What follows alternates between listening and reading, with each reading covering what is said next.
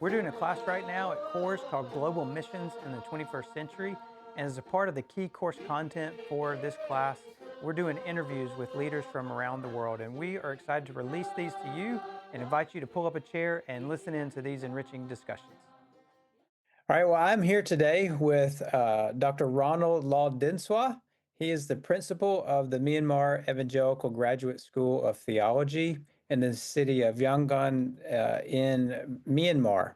And that city was formerly called Rangoon, which is where Adoniram Judson, who was the first missionary from America, landed there in 1813 and started his missionary work there. But you're also, Ronald, the founding pastor of the Laldinsuah Biblical Presbyterian Church there in Yangon and director of the Myanmar Native Mission. You got your THD from Ridley College in Australia. You studied under Chris Wright and through the Langham Partnership. We're going to talk about that today as well. But thank you so much for spending some time with me. I really appreciate it. For sure. Thank you. Yeah. So first, you lead the seminary, the Graduate School of Theology there in Myanmar. It's also during a very turbulent period in the country's history.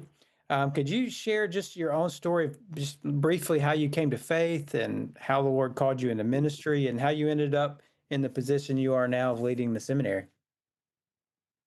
Yeah. I was born in a rural, regional area in Myanmar from Chin State.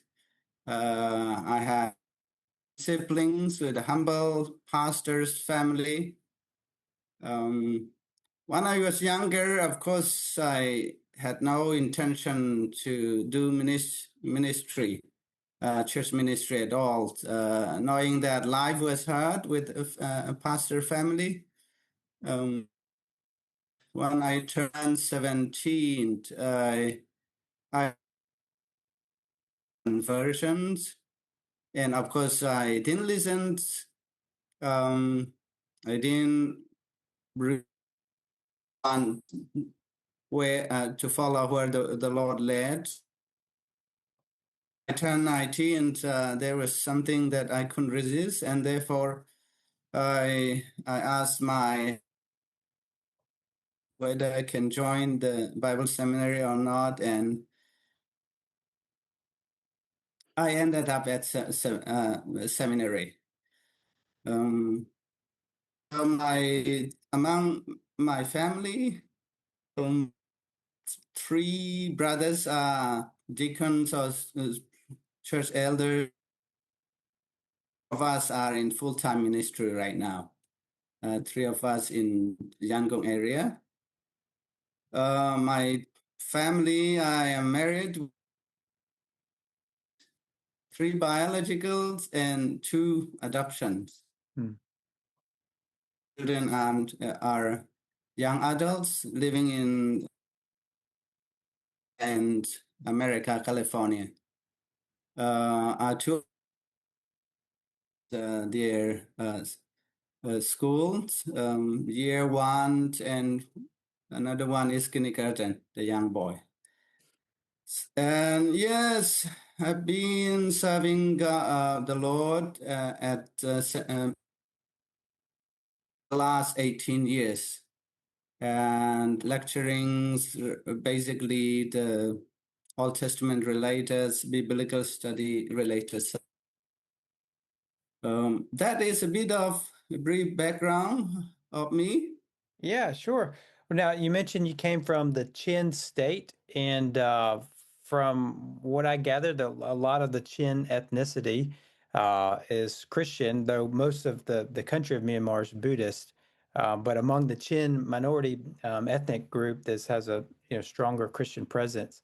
How has that reality shaped your life as a Christian? And maybe can you speak to how many generations back has your family been Christians, and how does it being Christian minority in a majority Buddhist country, what's that like? Yeah, Christianity in Chin State or ethnic Chin people, Christians, Actually, we can talk more about Adoniram Judson's ministry later on. Second phase of Christianity expansion happened with and the third phase with the Korean additional missionary and American additional missionary came to Chin State. In terms of population, it's not a big one. It's in 1 to 2 millions across. It's less than 1 million in Chin State right now. Christianity is, for me, as sort of my identity. Western Christianity influence, Western influence Christianity or not. So my father generations, they were first Christians. My grandpa was first Christians in our village. So Christianity in Myanmar, you have a lot of Chin people leading in different organizations right now. So Christianity is our identity. Now, when it comes to Christian, have churches in Chin State, yes, you have pastors. And now when it work, it is the ethnic Chin or ethnic minority reaching the Buddhist kind of the trend. At the same time, doing cross-cultural within this country, because you come from different ethnic groups and how your life and which is very different from Buddhist brothers. And when we serve here in this country, especially in the majority Bama people, it is very much cultural. And there are a lot of things, a lot of skills, ethnic conflicts, barriers, and even social class. And so doing mission work here in Myanmar is quite cross-cultural for us.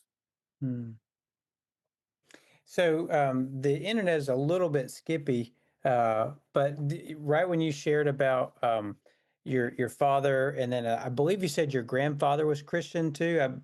Is that correct? My grandfather was, of course, he didn't live long.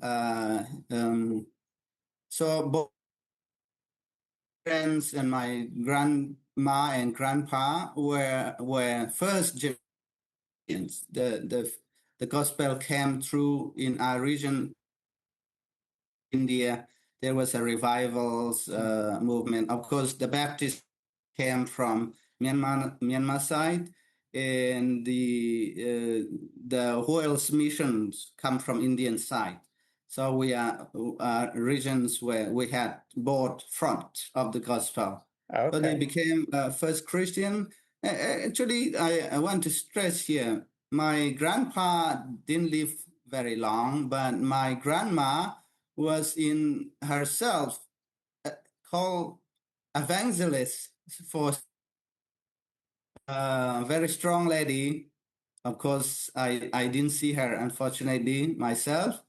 Before I was born, she died already. But she was the one, of course, a bit of charismatic movement then, revival movement. She was the one really, and I was surprised to read it. She served the so the first generation Christians, they grandpa and grandma, and of course they were already born as a family. They became Christian. I see. And I believe you said it was from the Welsh revival in Wales that, early 20th century that made its way to India, that made its way to Myanmar. Is that what you were saying? Yeah. Yeah. Yes, Mizoram and Chin State are. Then the British era, they only one nation. There was Yeah. no border Yeah. uh, between me and. Well, that, it rings a bell with me because when we met each other at the Lausanne Congress in Seoul. We were roommates, but they talked a lot about how um, the impact of the Welsh revival on Christianity in South Korea. So anyway, it's just interesting to hear you make that connection too. Hmm. So before we move on to some other things, just, I mentioned earlier, the city where you're living is the city where Adoniram Judson first landed and began his work. He lived there 38 years, sacrificed a lot, and he left a big legacy there in Myanmar or Burma. He completed the Burmese Bible, planted over 100 churches, around 8,000 baptized believers by the time he died, and really laid a foundation for the church in Myanmar. How would you describe the most tangible ways Judson's legacy continues to influence the church in Myanmar? Is he still in people's minds? Do people still feel the impact of his ministry today? Absolutely. Before Adoniram Judson came, and other, of course, Roman Catholic missionary. When it comes to Protestant Christianity, Judson was regarded as the father of Myanmar Christianity. Um, Bible, Judson's version is still kicking, still like King James versions in English. Of course, perfect. I know that. At the same time, church we read there are other translation coming, but still people prefer to read John Ram Judson's. And the legacy live on, especially with the Baptist Church, which is the biggest in terms. And also there is just some studies, a kind of, intellectual people do. One of our colleague who is right now in New uh, is actually the fan of Judson, the first faith missionary movement. He wrote few articles, and still, you know, uh, legacy remained in people's mind, even in young generation today, younger people, because when it comes to the translation, the Burmese uh, words that you get in the Bible for the Burma people also. For Burma people have grown, changed, and for even this is classical. The language is classical, so the Bible is one thing, and of course the impact I hinted before. John Ram first in Yangon, among the first phase of, let's say, the first 10 years with Burma majority. Of course, the gospel was not that responsive to Burma people, Burma Buddhists, and it moved to Korean ethnic minority. Of course, then the Karen people more, and Karen were the one, the aides of Adoniram Judson's movement, and Karen people, and with that they moved north to Kachin State and Chin State, and so American missions sent additional Chin uh, Johnson, the last one, and Carson, they stayed with the help of Karen Christians to Chin State and Kachin State. That's how expanded within the country. Yeah, And so among the Kachin, very much popular Christian founder, regarded as church father here. mm. Yeah, it's a wonderful story. I recently read, To the Golden Shore, which was a biography of Judson, and yeah, it's just an amazing story. So fast forward a little bit back to your story. Christopher Wright and the Langham Partnership have played a role in your own development, theological development, and as a professor and as a pastor, and also has which is translated into your work with the seminary. Can you describe what influence that Dr. Wright as well as the Langham Partnership have had on your life? Sure. The influence of Chris Wright on Stott and later other leaders in the Langham leadership have So I was a young lecturer when I had, I didn't expect any scholarship at all for people to apply, not for me, because I had that opportunity. But Langham focus a lot on the evangelical Christians and potential theological education or institution. There we had Australian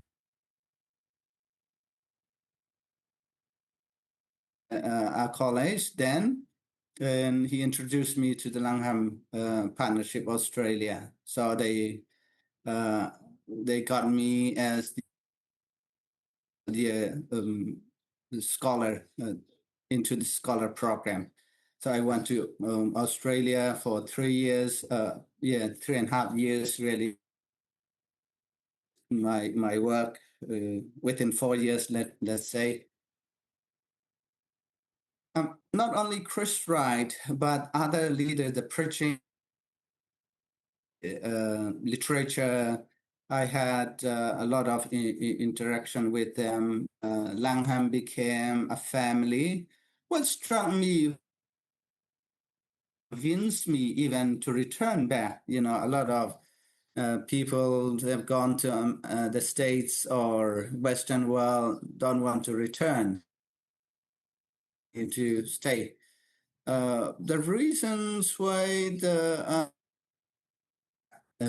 I think I give credit to Langham community. They respect us, even though I am sponsored by them, given what I need. I don't have, push, but forceful kind of thinking. We support you, and therefore that kind of attitude is not there. They trust us. They respect what we do. They value majority wealth contribution. They are very supportive of publishing something in our own content. Valued us. That is convincing of for me. So the basic to point out his humility, even though they are sponsoring organizations, they support more than almost 400 scholars now. It's a big institution, and yet the way they deal us, the way they treat us with humility and respect is excellent, and that's amazing, and that really convinced me.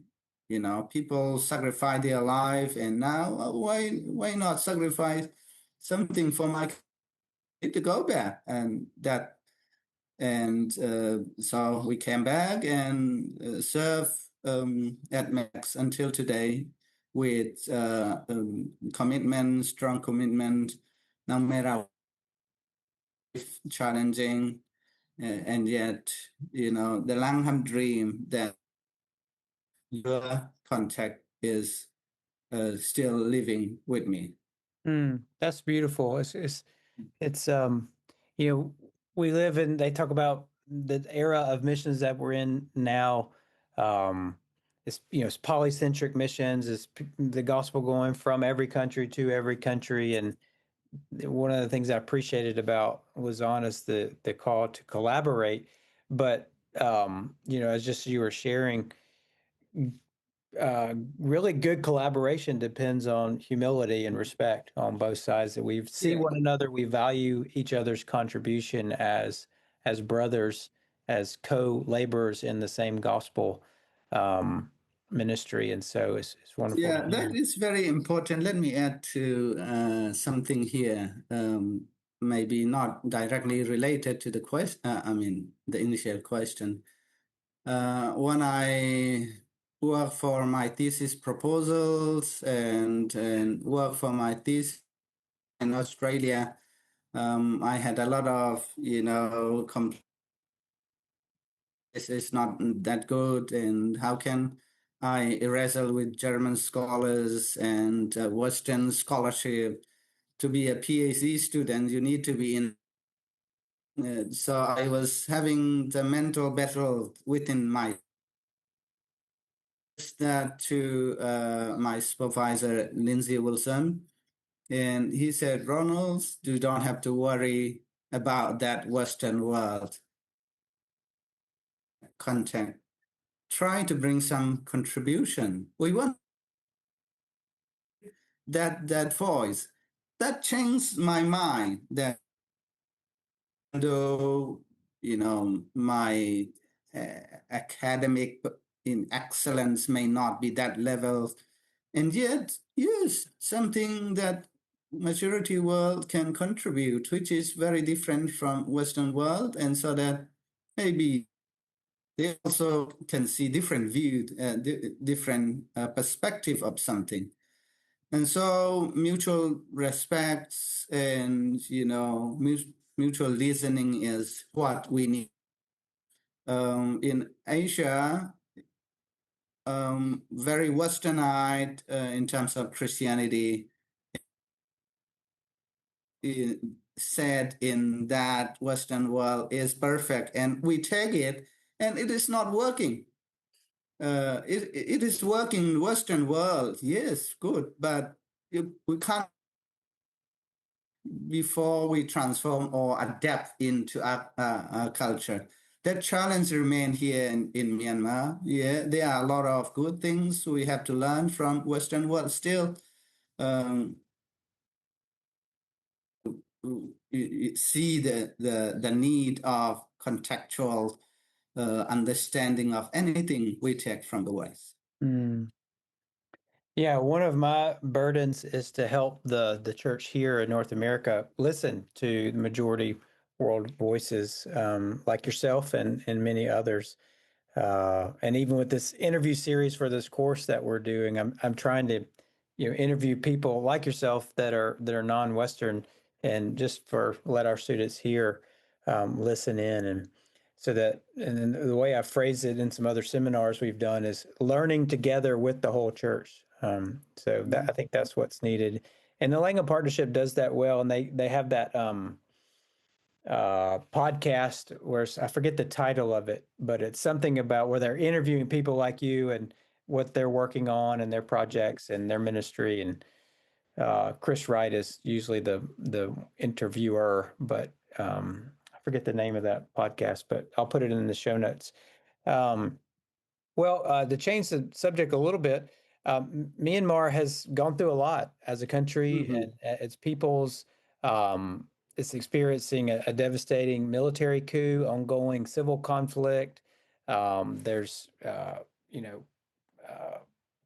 migration and the refugee crisis there on one side of the country, is one of the largest in the world that nobody talks about. And so there's just a lot of need and suffering and people having a hard time in life.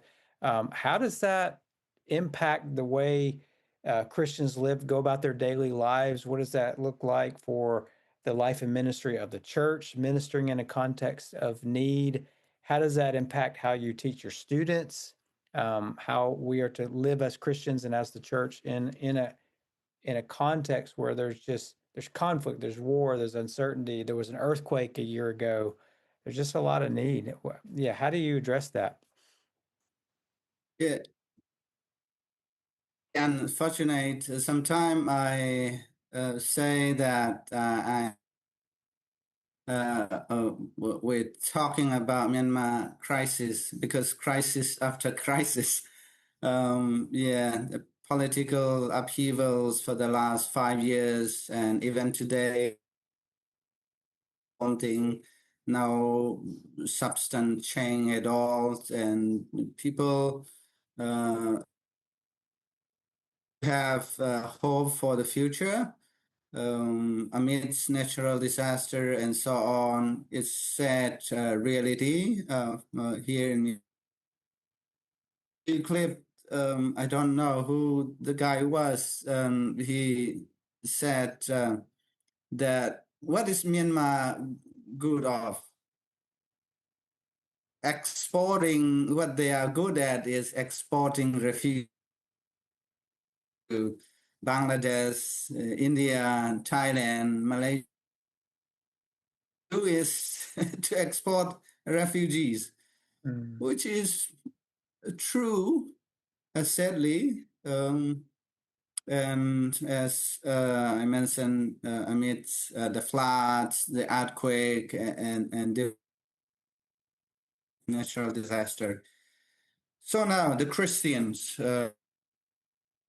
we cope with this. Of course, the civil war do with ethnic minority as well. And in some way, the most affected um, people or ethnic groups are Christians in many ways. So we have a lot of refugees in India.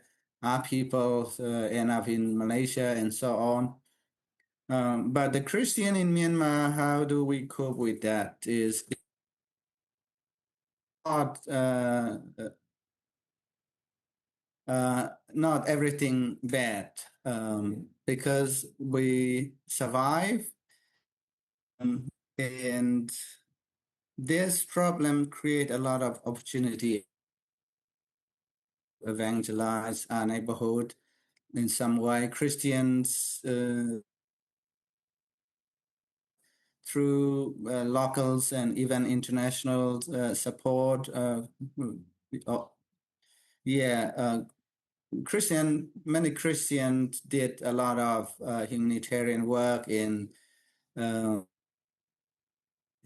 earthquakes case, including Max. We uh, got involved in humanitarian support as seminary and also as individuals. I got involved in many ways since COVID, COVID time and coup and different earthquake. That the perspective of non-believers, Buddhist friends have genuine love that they care us. Um, Previously, many people see that what we do persuade them or coerce them to be Christian. Now the people think that yeah, Christians are doing this of their own nature, right? Not trying to get them to be Christian. That helped a lot of Christian image in Myanmar for the last few years, which is good. And now, because Myanmar has natural crisis, political problem, and we're predominantly Buddhist, we will revise even our curriculum to talk more about Buddhism. Not enough. We thought maybe 3 subjects of Buddhism, and also conflict restoration or resolution, and humanitarian work. Um, and also we introduced the public theology, that is social responsibility. So our approach in Myanmar needs to be holistic rather than the as education, because in order to be relevant, in order to you need to train your graduates, and so that they are equipped.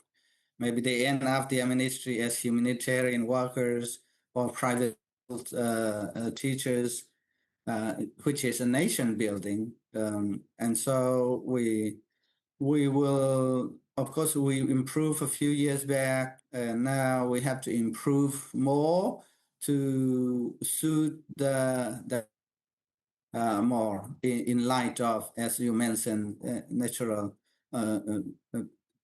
disaster or in Myanmar. So we need holistic curriculum must be more holistic than before. Yeah, I see. So how do you, I know you're familiar with the Lausanne story and John Stott, you're very familiar.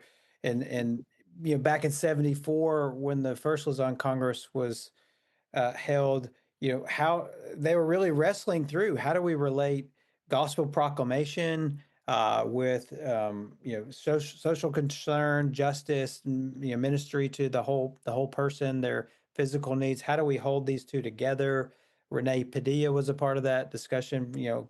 Coming from Latin America, arguing, hey, the gospel addresses the whole of man and all of their social relationships and all of life. And so he was helpful in that discussion. So they hammered out a statement that, tried to hold together both our responsibility to our fellow human beings with the love of Christ meeting their needs, as well as gospel proclamation without, necessarily, they go together. They were able to hammer that out in 74. And then, Chris Wright, who's, we've talked about, he writes a lot about this, how God's mission is to bring about new creation and restore all things under the loving reign of God. And how are you finding ways to, for your students and people in your church and other Christian leaders that you interact with, how to make sense theologically of why we need to minister holistically?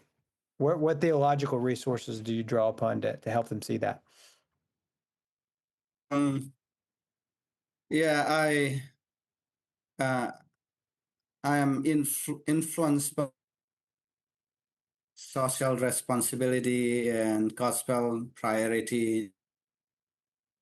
The gospel should be always a priority. It is non-negotiable, which I believe. And you talk about contact matters again. So your neighborhood don't have rice to eat, and it is not that a priority need for now. And we need to see that situation. And in that particular incident, instead of talking about Paul's theology, balls of rights is helpful. And so for me, I often say that balanced approach is difficult. Sometimes extreme is more enjoyable, whether this side or that side. But balanced approach, prudence, it requires more from us to see, to study the situation. At the same time, that is exactly what we need here in Myanmar. We train our students to go out in the church, in the context with the people, living with the people. We need to train them that, of course, gospel is our all, the end game. And yet, in order to reach that destination, we need different kind of approaches because we are ethnically divided people, politically very divided country. We suspect there are a lot of gospel barriers. Even you preach,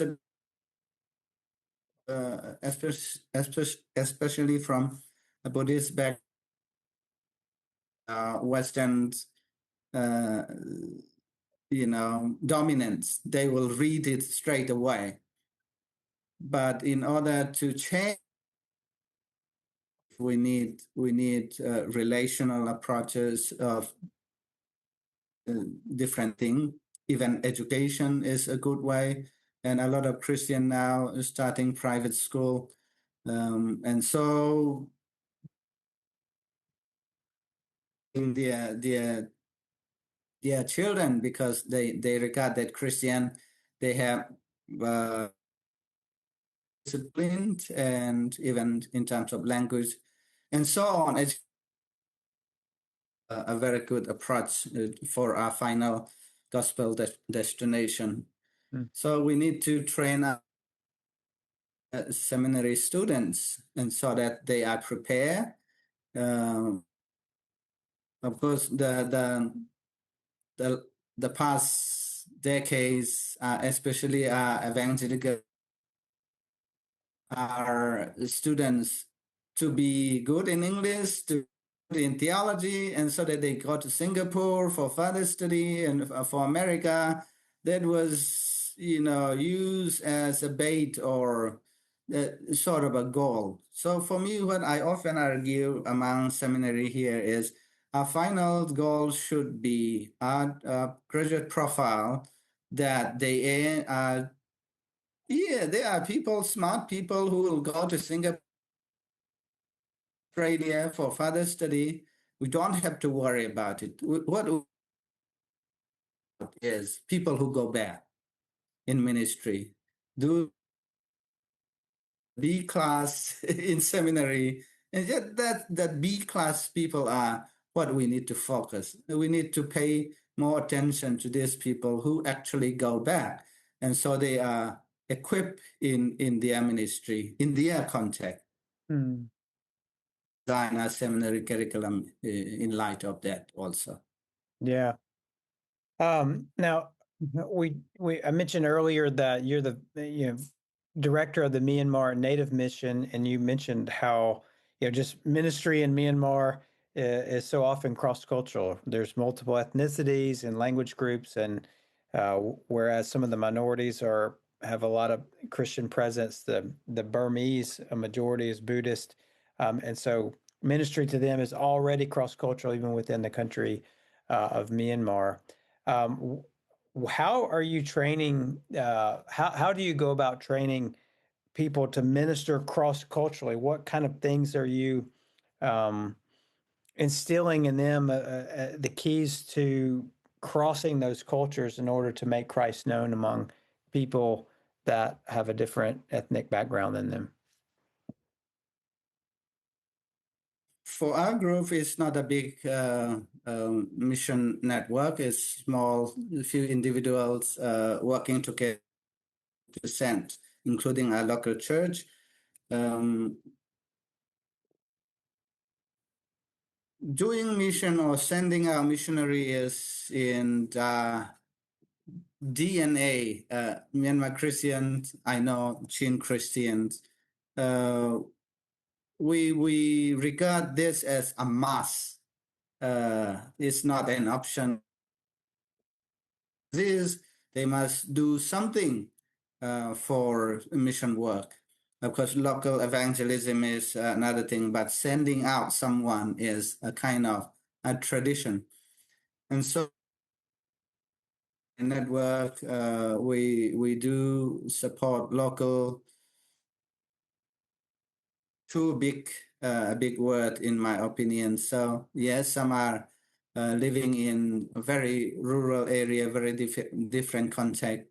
Yes, missionary, but some are sort of local evangelists, in their that is a kind of local missionary we are supporting. To me, Chin Kachin people are already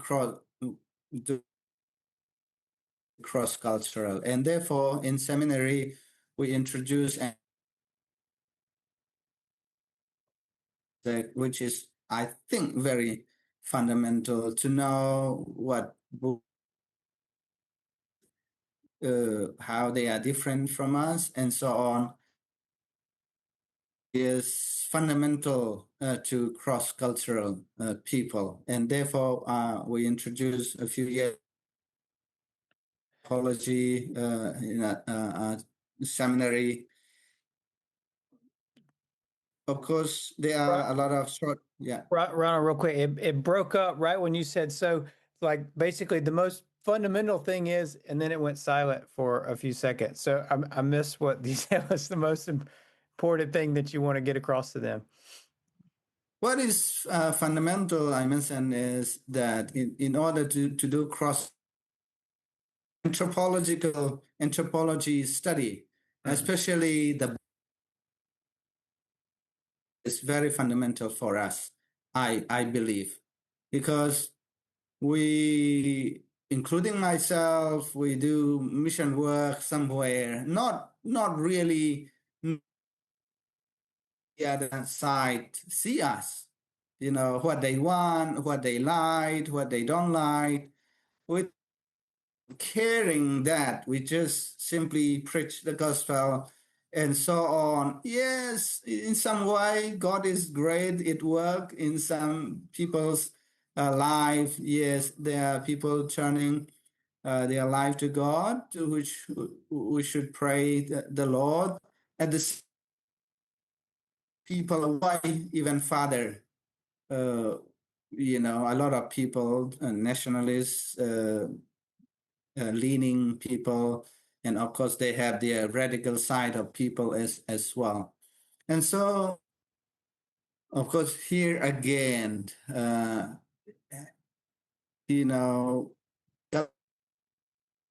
will not help. We need the boldness of on the gospel that even are preaching. Maybe that is, some people may think that that is too much. We need that boldness as well. Some Christian organization or some liberal leaning people group said have to even mention the social gospels. You know about it. You don't have to mention about Jesus, God. Just give what they need. And that extreme, I don't believe in that. And so we need to have the boldness of the gospel on one hand. At the same time, we especially about culture. In Myanmar, a lot of things we have destroyed the relationship without really caring about that differences. So when it comes to cross-cultural movement, we need to value other people's perspective. That is foundation. Yeah. So there were a few points in there that it was breaking up, but tell me if I got the main ideas. Just you mentioned, anthropology, learning about respectfully listening to, learning about, the people in the group, the culture that you're trying to go share the gospel with, so that you're not just coming in, preaching a message that they're not really you're not really touching their heart with it, and maybe even pushing them further away. Um, so we need to maintain a boldness that comes from the gospel, but that same gospel teaches us to care for the person and their whole situation, including the religious, cultural, social background, and to love them as a human person and be able to then connect the gospel to where they are. That's kind of what I gathered from what you were saying. Yes, few weeks back, we had a meeting in Chiang Mai, organized in Australia, from Cambodia, Thailand, Buddhist countries, right? And fortunate that still the gospel penetration is this deep in Buddhist world. And we need to ask the why question now. And how can we improve the way we bring the gospel to the people in Buddhist context? Here, people are polite, not the hard, deep response. When you preach the gospel with not really caring about differences, politeness, people say, "Oh yes, yes, that's good." You get, but there is no real penetration among Buddhists. So, personally, what I'm praying for is that message, the Christian message in Myanmar, understandable for Buddhist community. Am I audible? Yeah, it's good. Okay. Power cut, so I thought. So we need to work hard as and people have to come up with how best we can serve our people in our context, Buddhist majority. Minority, we even now we are okay within ourselves, right? But in order to actually penetrate the need different approach, maybe sometimes we evangelical are very cautious of contextualization.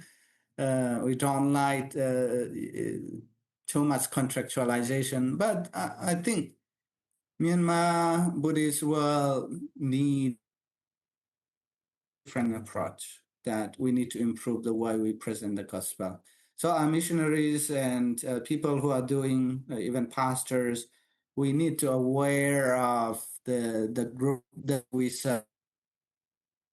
Very anti-Christian, very anti, nationalism, with their royals, with their history, with their language, who are people who are proud identity. And if it is a challenge to their identity, the gospel message is a challenge to their identity, it will chase farther away. As I, we still need to venture for work hard the way we present the gospel. Myanmar, Thailand, Sri Lanka, and Cambodia. Population among Burma Buddhist background is very, very small. I'm glad to hear that, Christians from those countries gathered in Chiang Mai to talk about. I mean, Christians like yourself who are, from Myanmar, from Thailand, from Cambodia, from these Buddhist countries, coming together to ask that question and consult each other, and that's good to hear. I think, as I shared with you before, I lived for several years in Tibet among Tibetan Buddhists, but that's a very different kind of Buddhism than the countries you just mentioned, and still am involved in the Tibetan Buddhist world and in Nepal. But it's also very difficult, but it's a very different kind of Buddhism than probably what you're dealing with. But well, so just in kind of bringing our time a bit to a close, a couple last questions here for you. One, there are, it's definitely a new season of missions in the world where the majority of Christians live in the global South and the global East, and Africa, Asia, Latin America. Lots of missionaries coming out of there. Some Western Christians might be tempted to think, well, I guess our time has passed. That maybe we don't really need to be actively involved anymore. Um, or some continue to be involved but are not really aware or respectful of the fact that the church truly is a global church, and continuing to act as if the church in the West is really the ones in charge of global missions today. So both attitudes I think we need to avoid. But so my question is to you is this: if you could speak directly to the church in the West, particularly the church in America, as we think about or rethink our role in God's global mission, what would be some things that you would want to say to the church here? Um, yeah, as you mentioned earlier, you highlighted a bit of something I need to say it already between the West and the global South. Need to prove, even though the majority Christians in global South, I think the majority Christians is not supposed to lack as such, in my opinion. Sorry, The you cut West, out there is yeah, not supposed to what? yeah, we're supposed to lecture the Western world because is decreasing and growing. In that position to lecture the West, some that way that I believe that the Western world continue to contribute. They have a huge role in the media and also the funding. Even though the majority of Christianity come to global South or Asia, play key roles in doing mission. I think the church in the West can carry on this good work. At the same time, things evolve, as we have been talking, that we approach that in my opinions, I often say that yeah, missionaries are welcome, but if they are if you can send to us educated more effective, and anyone can do missionary well. Yes, I agree with that. But the way we do mission work change. That the Western world need to acknowledge that. So it should be more of collaboration rather than you go and start everything. That was the old generation. Here, people are there in Myanmar, in Thailand, and others. We work together with those local people because through that local people, we can learn more about the contextual need that we talk about. And so still joining hand in collaboration, I think the Western Christianity can continue to serve. And it's not good that, oh, we did our part and now the majority will to do something themselves. I don't want to have, I don't want you to have, attitude. You have a lot of things still, a lot of role to advance the gospel to, even in majority world. Even though there are few things that we do ourselves, needing support. We're still needing guidance in terms of theological education as well. We are still very much relied on Western intellectual and books and resources and other things. So important is how can, as I mentioned about Langham group, that with mutual respect, mutual and a shared responsibility, what can we do for the mission of God in the world today? Mm. I think that's what I want to say. Yeah. Yeah, thank you. Thank you for sharing that. Um, so, a couple last questions. If folks wanted to, find out more about the seminary and your work there, where could they do that?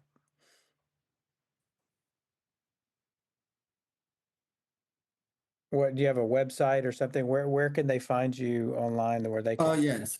We do have a website. Of course, we are trying to get a new one.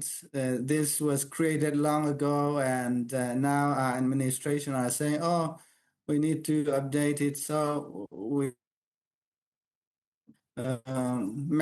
MEGST dot Myanmar Evangelical Graduate School of Theology into um, website. To ever visit Myanmar, please contact us. Welcome if something we can do to help. Welcome to Myanmar. Yeah, and if you're ever visiting the U.S., particularly the Southeast, would definitely love for you to come visit us here in Alabama. We could, Yeah, thank you. yeah, I would Thank you, love my that. friend, for organizing this. It's amazing opportunity for me. So last question, what is one or two ways that we can pray for you or for the ministry of the seminary or your church or whatever you have in mind, but how can we pray for you? Um, Personal, I have nerve problem, dizziness, hearing imbalance. And so sometimes when I am under emotional stress, like, work related stress, my dizziness trouble me. So that is my health issue. I will appreciate your prayer for this. And also, as a college, second prayer, as a college, Max Myanmar Evangelical Graduate School is a leading uh, institution, seminary in Myanmar. Actually, the only seminary that has postgraduate and graduate level program.